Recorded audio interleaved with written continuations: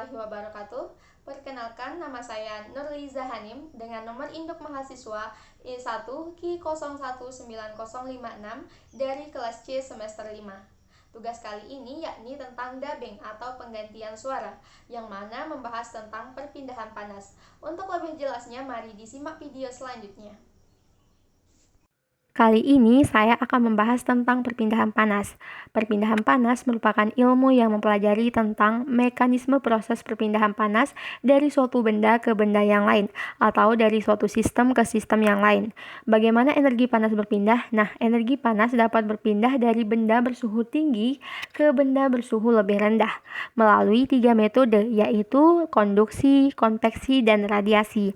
Yang pertama ada konduksi. Konduksi merupakan perpindahan kalor melalui sebuah zat tanpa disertai perpindahan partikel karena adanya perbedaan atau selisih suhu. Contoh perpindahan kalor konduksi yakni pada sendok yang dipegang akan terasa panas jika salah satu ujungnya dipanaskan. Penyebab terjadinya perpindahan panas ini karena perbedaan suhu antara dua buah objek yang bersentuhan. Medianya adalah zat padat yang proses perpindahan panasnya berpindah dari satu partikel ke partikel lainnya. Selain itu, panas akan terus merambat tanpa terjadi pertukaran partikel atau zat akan tetap diam. Benda dengan beda jenisnya memiliki kemampuan menghantarkan panas secara konduksi yang berbeda. Benda yang menghantarkan panas dengan baik disebut dengan konduktor. Perpindahan panas ini terjadi pada zat padat. Kemudian yang kedua ada perpindahan panas secara konveksi. Perpindahan panas dengan cara ini biasa terjadi pada benda cair atau gas. Pada proses perpindahan kalor secara konveksi, terjadi perpindahan molekul yang ada pada benda cair atau udara. Suhu area cairan atau udara yang lebih panas akan berpindah ke area yang lebih rendah. Perpindahan konveksi terjadi lebih cepat karena ada perpindahan molekul benda cair atau udara. Proses perpindahan panas terjadi saat partikel yang dipanaskan bergerak menjauhi sumbernya dan partikel yang lebih dingin mendekati sumber panas. Hal ini berarti panas dibawa dan disebarkan di bawah oleh partikel. Perpindahan panas dengan cara ini biasa terjadi pada benda cair atau gas. Kemudian yang ketiga ada radiasi. Perpindahan ini biasa terjadi karena adanya gelombang elektromagnetik.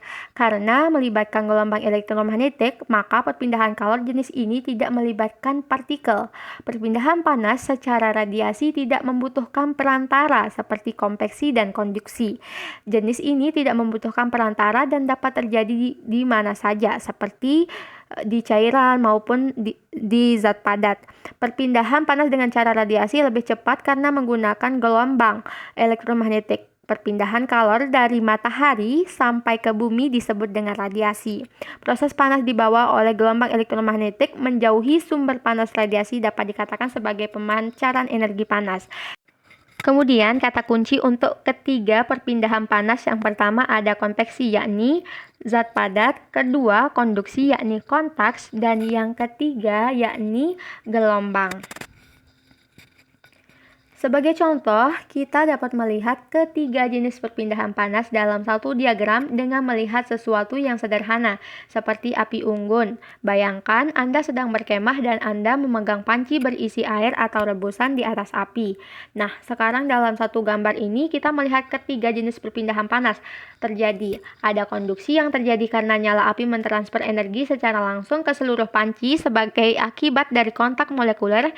Selain itu, ada konveksi saat panas dari panci mendidih dan nyala api itu sendiri naik sebagai akibat dari perbedaan densitas, dan akhirnya ada radiasi yang terjadi di sekitar api unggun saat energi bergerak menjauh dari nyala api dalam bentuk gelombang elektromagnetik. Dan itu sekilas tentang perpindahan panas. Mungkin hanya itu yang bisa saya sampaikan, kurang lebihnya mohon maaf. Wassalamualaikum warahmatullahi wabarakatuh.